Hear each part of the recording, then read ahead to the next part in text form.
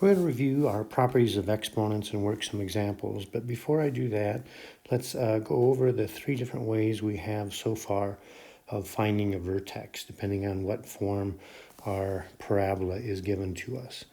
So the first one, we're going to use x equals negative b over 2a. So that means our vertex, since b is 4, we'll start with a negative 4.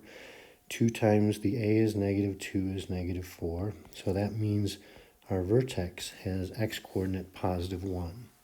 When we plug that into our original function, we're going to get negative 2 times the 1 squared plus 4 times 1 plus 3. So that's going to be a negative 2 plus 4 is 2 plus 3 is 5.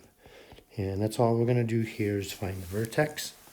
So we'll just leave it there. On the next one, you can, if you kind of visualize here, this is given to us in vertex form. So in this form, it's supposed to be easy for us to see what makes this equal to 0, what the x-intercepts are. So when x is negative 1, that's going to be one x-intercept. And when x is positive 2, that's going to be a second x-intercept. And we know this parabola is going to open up, but that doesn't really what we're interested in right now. So what we can do is see that halfway in between the two x-intercepts is where that vertex is going to lie. So the x-coordinate of that vertex is going to be the point halfway in between negative 1 and 2, and that's going to be a positive 1/2. Now we can plug that in to our equation up here, and so we'll get 3 times, and then we'll plug in the 1/2 for the x values in each of those places where the x appears. And so that's going to be 3, and then we'll get a 3/2 from the 1/2 plus 1, and we'll get a negative 3/2 from the 1/2 minus 2. So multiplying top times top times top, and bottom times bottom times bottom, we're going to get a negative 27/4. And so that will make our y-coordinate of our vertex be negative 27/4. You'll find, just to leave it like that, if we actually had to graph it, it might be easier to divide the 4 into the 28 and call that, I think that would be negative 6 3/4. Might give us a better idea of just where to put it. The next one, we're going to complete the square. So we're going to factor the 1/2 just out of the x terms, not the 1. So that will leave us with an x squared. Now the interesting part is when you factor out a half, you're dividing by a half. So that's going to make that minus 3x into a minus 6x. And then we can leave a space because we're going to add half the middle term squared into the parentheses there. So we're going to take half of the 6, which is 3, square the 3, which is 9, and add that into the parentheses. Now that 9 that we add in is going to get multiplied by our 1/2.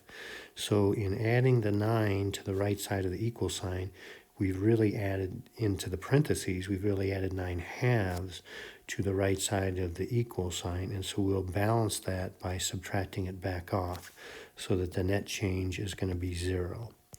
Now we're almost there. This is going to always factor by after we complete the square, and that's going to become an x minus 3 squared, and then 2/2 minus 9/2 is going to be a minus 7/2. So once we get it into vertex form, it's supposed to be easy just to read off what that vertex is. And again, you're welcome to leave it that way, or if we were going to actually plot it, it might be better to, or more helpful to think of that negative 7/2 as negative 3.5.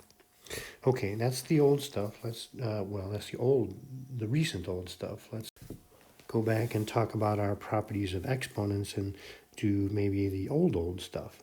So remember, when you multiply 2 powers with the same base, the rule is we're going to add those exponents.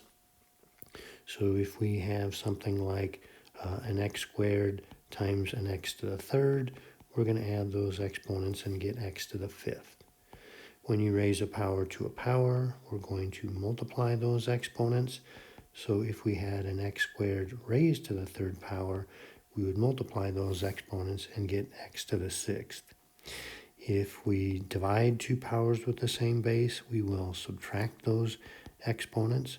So if we had an x to the 5th over an x to the 2nd, that would become x to the 5 minus 2 is 3. Or sometimes we think of two of those x's in the denominator canceling two of the x's in the numerator.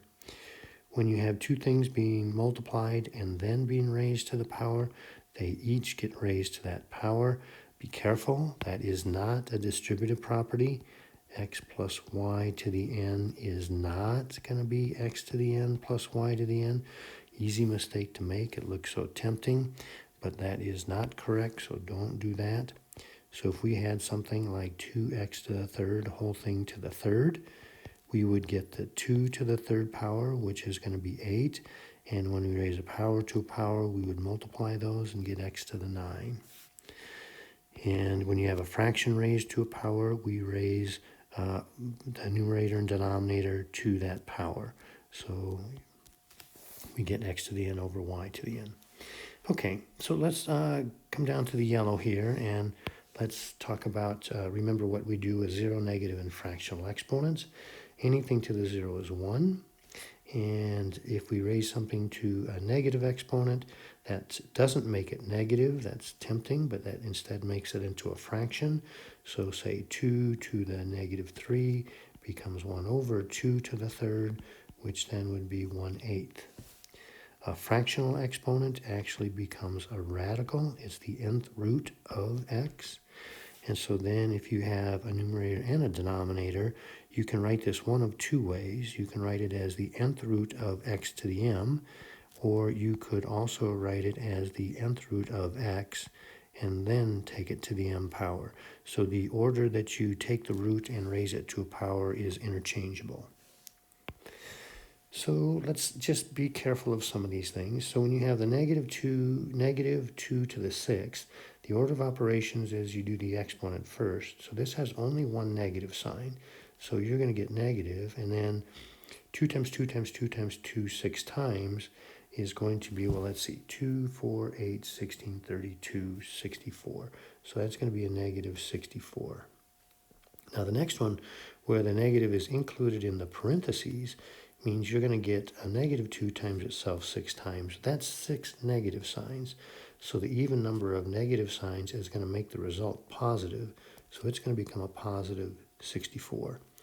Now there's two ways of doing this. I'm going to suggest, the way I like to think of it is to recognize that 27 is 3 to the 3rd, and then raise that to the negative 2/3, and now use our property of exponents, where when you raise a power to a power, you multiply the exponents.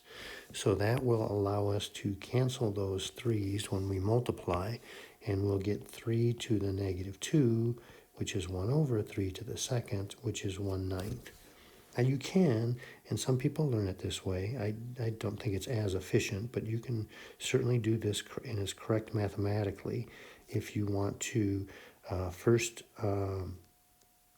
make it into the 1 over 27 to the 2/3. That's the negative part of the exponent. And then some people like to think of that as the cube root of 27 squared. That certainly is correct. Cube root of 27 is 3, and then you're still going to get to the same place. Now, same idea here. The negative now is in the parentheses. So the thing we have to be wary of is what is that denominator. So if that's odd, we can take a negative, an odd root of a negative. So that is going to be defined. But if that were to have been a negative denominator, then we can't take an even root of a negative, and that would be undefined. So what I would do is maybe think of the negative 27 as negative 3 to the 3rd, and then raise that to the 2/3 power. Again, this is the way I like to conceptualize it, but it's not the only way. And so then this becomes a negative 3 to the 2nd, and now you can see that negative to an even power is going to be a positive 9. Alternatively, you could write that as negative 27 and do the cube root of that, and then square the result. And the cube root of negative 27 would be negative 3, and then also you'll get negative 3 squared is positive 9. Now the next one here is where you have to be on the alert, because if you're not paying attention, you'll go ahead and work an answer and get an answer, but it won't be correct. A negative with an even denominator is undefined. So in a sense, what it is asking us to do is take that fourth root of negative 16 and cube it. But we don't have any real number that multiplied by itself 4 times is going to be a negative. So that actually doesn't exist. It's not a real, there's no answer to that. There's no real number answer. Now, if the negative is not in the parentheses, now we're perfectly okay, because now that actually is going to wait its turn. Now, again, the way I would do it, but I'm pretty familiar with powers of, I can recognize 16 as a power of 2. It's 2 to the 4th, and then to the 3/4 power allows us to cancel those 4s and get, again, we're going to take the 2 to the 3rd. First, it won't really matter the order on this one, but we're going to end up with a negative 8. Other people would think of that as the fourth root of 16, cube the result, and then take the negative after that. And so they would get, hopefully, the fourth root of 16 is 2 to the 3rd, and that come up with the same negative 8. Okay, let's go to the next panel. So here are some tricky ones here. So this is difficult, or what the danger is, it is so tempting to think that you can distribute that exponent, but that is a no-go. That is not true. There is no distributive property of exponents over addition or subtraction. So instead, what we're going to do is the long road here. We're going to think of x to the negative 2 as 1 over x squared, y to the negative 2 as 1 over y squared. Now we have to get common denominators and add those two fractions before we can apply that negative 1 power. So our common denominator is going to be x squared y squared. So we will multiply the first fraction by y squared over y squared, and that will become y squared. And the second one we will multiply top and bottom by x squared over x squared, which will make that be an x squared there. And then nothing can cancel there, so resist the temptation to try to cancel anything in that parentheses. Now the negative 1 applied to that fraction is going to just take its reciprocal. So it will become x squared, y squared on top, and I'm just going to write the x squared first because I think it looks better, but that's just appearances. And that's going to be our final answer. In a similar fashion, this next one, you must resist distributing, because you can't distribute exponents over addition. So like what we did earlier, this is going to become 1/2, and 1 over 2 squared is 1/4. Now we can get common denominators, so we can get a common denominator of 4. We'll multiply top and bottom by 2, and that will become 2 plus 1 is 3/4 to the negative 2. So the negative part of that exponent is going to take its reciprocal. We're going to flip that. Then it becomes a positive exponent.